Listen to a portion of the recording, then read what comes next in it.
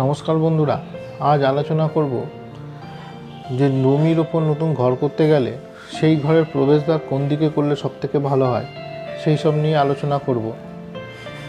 যারা নতুন আমার ভিডিওটি দেখছেন তারা আমার চ্যানেলটি সাবস্ক্রাইব করবেন, অবশ্যই বন্ধুদের সঙ্গে শেয়ার করবেন এবং অল আইকন বাটনটি অন করে রাখবেন যাতে পরবর্তী ভিডিওর নোটিফিকেশানটি সবার আগে আপনার কাছে পৌঁছে যায়।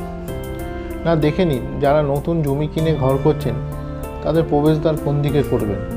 না যদি কারো পূর্ব দিকে মুখ হয় অর্থাৎ ইস্টের দিকে মুখ হয়ে কোনো জমি পান, সেই জমিতে আপনি প্রথমে কি করবেন, পুরো জমিটাকে অর্থাৎ আয়তক্ষেত্রে এবং বর্গক্ষেত্র যেই জমি হোক না কেন সেই জমির দৈর্ঘ্য এবং প্রস্থের যে দিকটা পাবেন সেই ভাগটাকে আপনি নটা করে ভাগ করে নেবেন।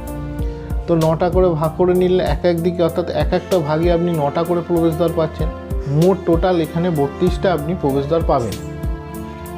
তো এবার দেখতে হবে যে প্রত্যেকটা প্রবেশদ্বার অর্থাৎ নর্থ ইস্ট থেকে সাউথ ইস্ট পর্যন্ত আপনি 9টা ভাগ পাচ্ছেন। এই 9টা ভাগের মধ্যে পুরো 9টাই কিন্তু আপনার জন্য প্রযোজ্য নয়, অর্থাৎ সব কটার মধ্যে আপনি যদি প্রবেশদ্বার করেন তাহলে কিন্তু সেই হিসেবে সেই প্রবেশদ্বার আপনার জন্য ভালো না। অর্থাৎ আপনি নর্থ ইস্ট থেকে সাউথ ইস্ট পর্যন্ত যে 9টা দিক পাচ্ছেন অর্থাৎ 9টা যে ভাগ পাচ্ছেন সেই 9টা ভাগই আপনি প্রবেশদ্বার করতে পারেন। তবে খেয়াল করতে হবে এই 9টা প্রবেশদ্বার কিন্তু আপনার জন্য শুভ নয়, অর্থাৎ এরা সবাই শুভ ফল দেবে না।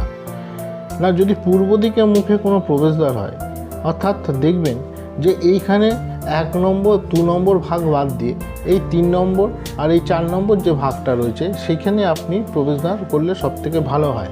যদি এই 3 আর 4 যদি না হয় সেখানে আপনি 5 নম্বরেও করতে পারেন, তবে 5 নম্বরে করলে সেখানে একটু সমস্যা আছে।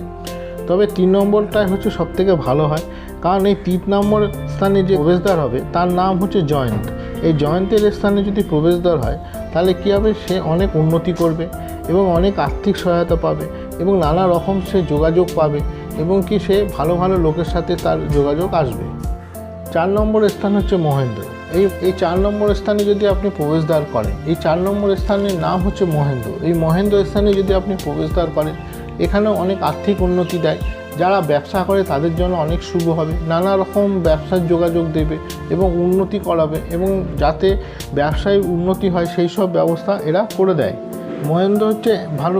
মহেন্দ্রের ক্ষেত্রে যদি প্রবেশদ্বার করেন সেখানে আপনার নতুন নতুন যোগাযোগ দেবে, নতুন নতুন ব্যবসা দেবে।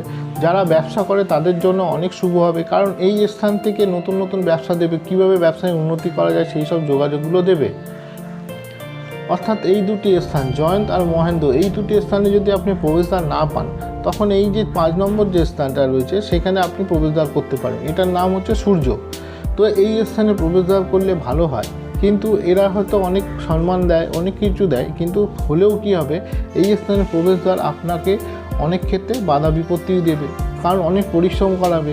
আবার কি হয়, এই জায়গার যে প্রবেশদ্বার হয় তারা সামান্য একটুতে আপনার বদনামও করবে। অর্থাৎ এই স্থানে যদি প্রবেশদ্বার করা যায় তাহলে মূলত দেখা যায় আপনার সুনাম যতটা আসবে আবার সামান্য সুযোগ পেলে আপনার বদনামও তার থেকে 4 গুণ বেড়ে যায়। তো যাদের ছোট জমি আছে সেই ক্ষেত্রে দেখা যায় যে এই 3টে স্থান নিয়েই তাদের প্রবেশদ্বার পেয়ে যায়। যেমন ধরুন এখানকার খানিকটা অংশ নিল, এটা পুরোটা নিল, আর এখানকার খানিকটা অংশ নিল, এই যে পার্ট মিলিয়ে যদি প্রবেশদ্বার করে সেক্ষেত্রে এই ধরনের প্রবেশদ্বার অনেক শুভ হবে। অবশ্য এছাড়া আর অন্য কোনো জায়গার প্রবেশদ্বার অত ভালো না, বাকি যে জায়গাগুলো রয়েছে সেই জায়গার কিন্তু প্রবেশদ্বার অতটা ভালো না।